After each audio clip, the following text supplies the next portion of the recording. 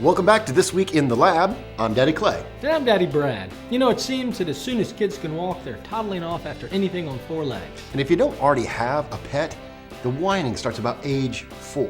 Daddy, can I have a Mastiff? Daddy, can I have a gorilla? Daddy, can I have a water buffalo?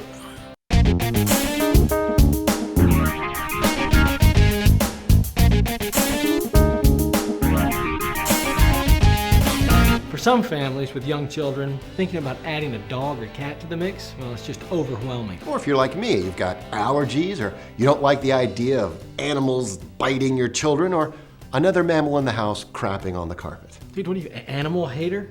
They're perfect for the grill. We suggest that you consider starting small. That's why we've come up with the DadLabs Guide to Starter Pets. Now, there are lots of good reasons to buy your kid a pet. Recent studies have shown that pet ownership comes with multiple health and emotional benefits. Kids that have pets miss fewer school days, have a lower incidence of asthma, and they also have higher self-esteem. Well, it really gets them to be more responsible about things if they're put in the position of helping to take care of them, to learn what is involved in taking care of them and that the animal is dependent upon them to get the proper care. It also teaches them patience. It teaches them how to handle things with gentle touches, because a lot of little kids tend to squeeze or push on things too hard, and you can modify that behavior. Pet ownership also affords you an opportunity to teach the kids some life lessons without seeming like you're teaching life lessons. You know, things like being responsible, nurturing, caretaking, you know, the good stuff. Some children are ready at the age of 2 or 3 to be a participant in taking care of a pet. Some children are not ready until they're 9 or 10.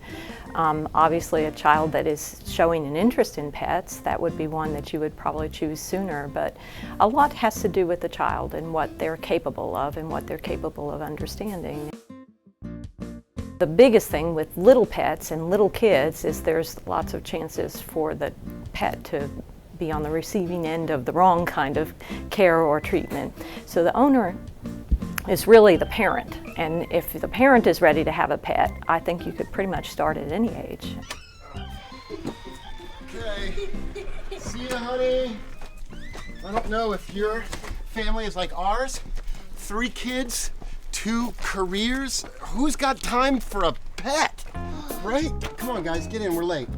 Please hurry, and if you manage to finally get a couple of days to take a vacation, then you gotta worry about putting the dog in a kennel or hiring a teenager to take care of it. Please, like, where's your other shoe? He thinks it's hilarious. Where's your crock? So, start with low-impact pets. Here are a few that we really like. Bugs. I mean, what could be a lower impact pet than an insect? Now, my 3-year-old is really crazy about these bug kits that come from Insect Lore. Here you can see there's a variety of insects you can choose from. Here's an ant farm. These are ladybugs and the ladybug larva. This is an enclosure for beetles. Our favorite is the butterfly garden. Now, in the box, you get a little enclosure like this. You've got a card, you fill it out, you send it in, and in a few days, you get the live caterpillars. Cool thing here, they've got all the food and everything they need. You just watch them, and in a few days, they climb up in the lid and they create their cocoons. You transfer the cocoons into the enclosure, and in a few days, the butterflies emerge. It's so cool. My 3-year-old, every day I came in the door, he's got a full report. Dad, they're making cocoons. Oh, now one's emerging. He was absolutely fascinated. Here's the kit we used at home. This is a slightly larger enclosure. We yielded about 10 painted lady butterflies that emerged from their cocoons. Pretty amazing. The thing they don't tell you in the instruction book, when those butterflies come out of there, it's like this bloody alien extraction, gory mess. How cool is that? Go fish. They're easy to care for, have low vet bills, and they hardly ever take a dump on the carpet. We suggest you get a betta, Siamese fighting fish. These are domestically grown, not plucked off a reef somewhere like Nemo. They're beautiful, and because they have a special organ, well, not that kind, it allows them to draw air from the surface of the water, and so they can be kept in small tanks with simple filtration. 1 to 3 gallons is best. They eat flakes, and they're hardy.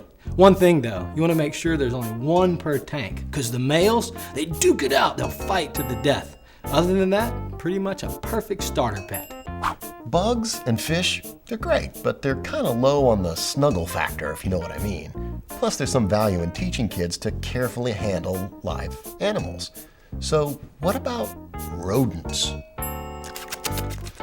The rodent variety pets are pretty popular with kids, but they're not always the best pet because they are sometimes a little grumpy if they're handled too much, and they can get bitten by them. So really it's a matter of the parent and the child doing some research together, coming up with a pet that they both think that they can take care of. And that's a good learning thing for the child, to do that research and read about them and go visit and talk to other people that have them. That's a very good educational opportunity, I think. Since the release of the movie Ratatouille, rat sales have spiked.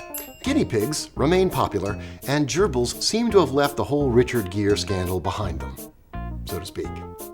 But in my house, the rodent of choice is the hamster. And not just any hamster, but the tiny dwarf hamster. Look at these little guys. They're totally hilarious. They're cute. They've got a lot of personality. And they're really easy to domesticate so that they can be handled safely by the kids without getting bitten. They're just really terrific. The bedding that they have now is made from recycled paper instead of those old nasty cedar chips, so you don't get the kind of smell that you used to get in the house. One thing though, these guys are nocturnal, so the kids will complain, but you really need to put the cage somewhere other than the bedroom. These guys spend so much time running on that wheel at night, you'll be convinced they're on meth.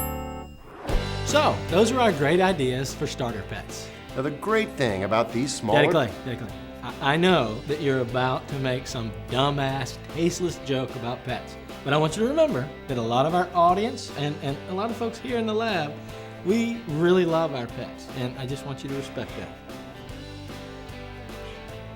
The really nice thing about these smaller pets is that they make really wonderful hors d'oeuvres. Oh, dude, So if you've got a recipe that you particularly like, just drop it to us in a comment and we'll fry those little critters up right here in the studio. Flaming bag of dog ends up on your front porch. So please for it, drop us your comments and come back next week when we kick off our big bike extravaganza. Do you pitch the head off crickets for fun? See you then. Because fried gerbils are great. Even a... Respect, my friend, respect. All dogs go to heaven, but all people don't. How many dogs have you sent to heaven, Daddy? I love animals for breakfast.